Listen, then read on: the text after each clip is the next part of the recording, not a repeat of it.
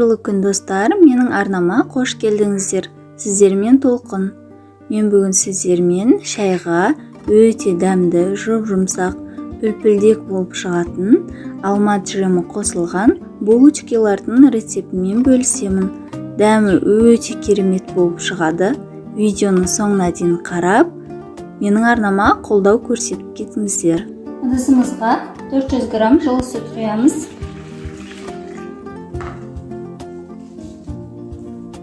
Қантымызды салып, араластырамыз.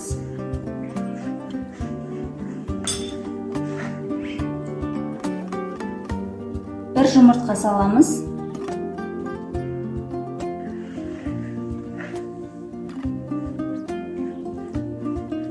Жүз грамм сұйық май құямыз.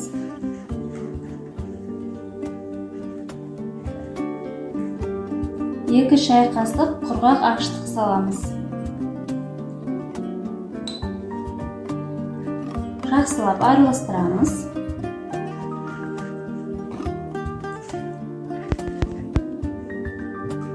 Ұнымызды електен өткізіп, аз-аздан салып отырып, жұмсақ қамыр илеуіміз керек.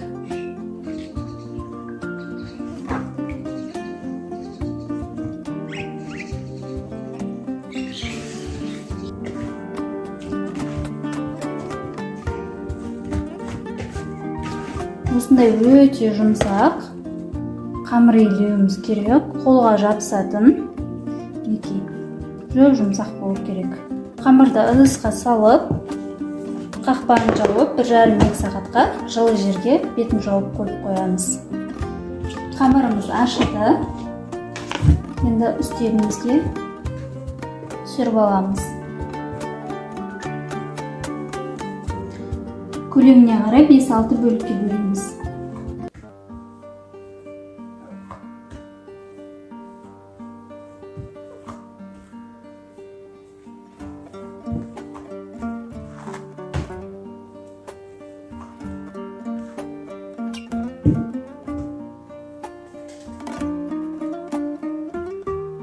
Алты бөлікке бөлдім. Осыны енді дөңгелетіп шығамыз.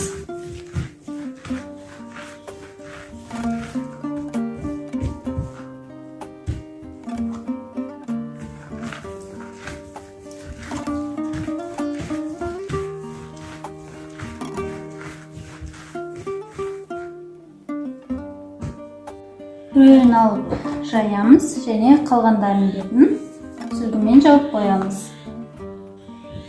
Үстелдің үстіне ұн сеуіп, жұқа етіп жайып шығамыз. Диаметрі 25-26 см етіп жаямыз.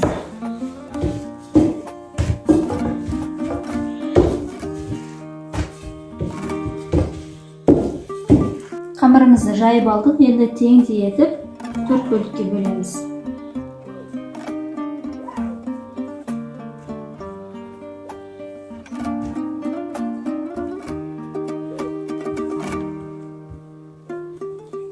Енді әр бөлігімізді екі шетінен 3 сызықтан етіп бөліп шығамыз.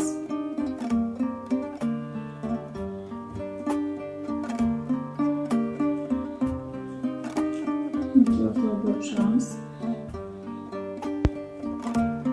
Енді мына шетінен де 3-ке бөліп шығамыз.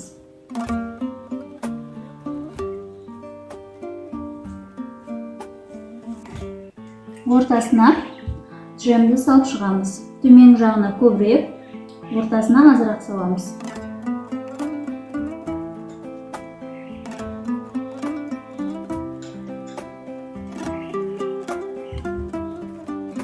Енді бір-бірінен солай айқастырамыз.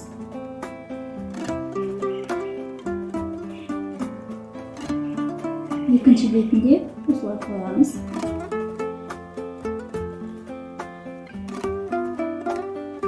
Осылай барлығын кесіп шығамыз.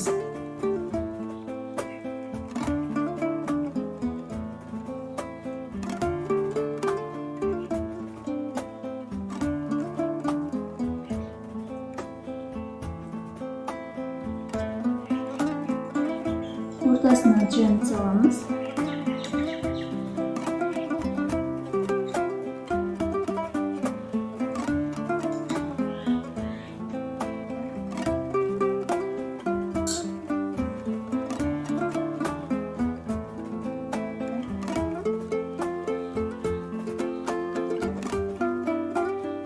осылай айқастырып шығамыз.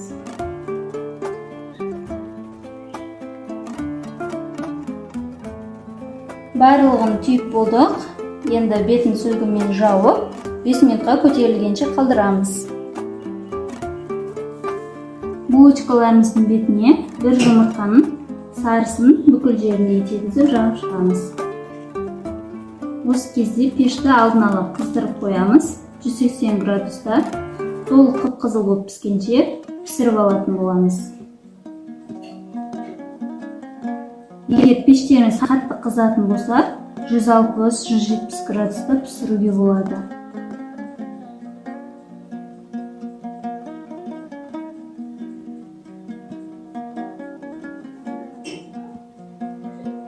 Булочкаларымыз пісіп шықты.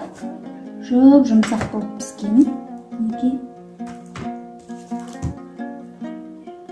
Дәмі өте керемет.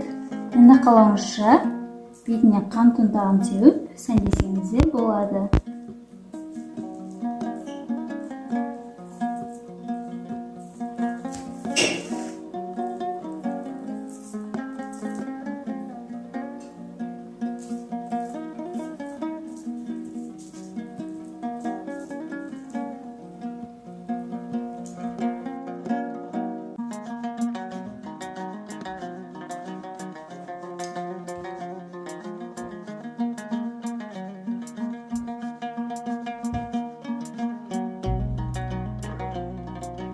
Достар, осымен біздің булочки дайын болды. Арасына қосылған алмадан жасалған джем қолдан дайындалған. Рецептін төменге сілтемесін қалдырып кететін боламын. Дәл менің рецептім бойынша жасасаңыздар, сіздерде осындай жұмсақ үлпілдек болып шығатын болады. Егер менің видеом сіздерге ұнаса, достарыңызбен бөлісіп, қолдау көрсетіп кетіңіздер. Менің арнама тіркеліп кетуді, лүпіл басып, пікір қалдыруды ұмытпаңыздар. Алда көптеген рецептермен бөлісемін. Сау сәлеметте болыңыздар.